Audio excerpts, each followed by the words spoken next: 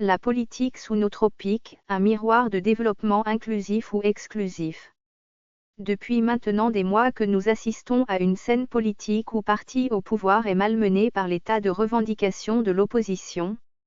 Cette affaire a véritablement commencé lorsque le président actuel Sem Alassane Ouattara a exprimé sa volonté de briguer un autre mandat. Il s'en est suivi un balai de manifestations qui va pousser plus tard cette opposition à se réunir pour être plus efficace contre le pouvoir, selon elle.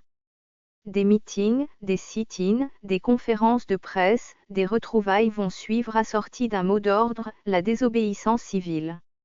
Cette désobéissance civile va donner naissance au retrait de certains responsables proches de l'opposition de la CEI.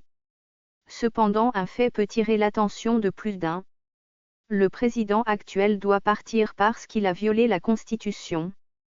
Et pourtant, pour espérer diriger un pays, il faut un programme de gouvernance très convaincant.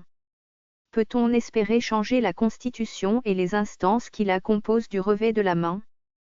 Comment peut-on appeler au boycott d'un référendum en empêchant une frange de la population d'y prendre part et ne pas accepter ses résultats ? Comment peut-on espérer avoir des électeurs après avoir appelé à un boycott à ce niveau ? Comment peut-on influencer les décisions de la CEI après y avoir retiré ses collaborateurs ? Au regard de tout ce qui précède, l'opposition n'est-elle pas en train de conduire ses partisans dans une voie sans issue ? Comment peut-on se braquer contre un président parce qu'il ne nous a pas cédé le fauteuil présidentiel comme convenu et non pas parce qu'on a mieux à propre que lui ? L'opposition n'est-elle pas en train de mener le combat de ses propres intérêts ?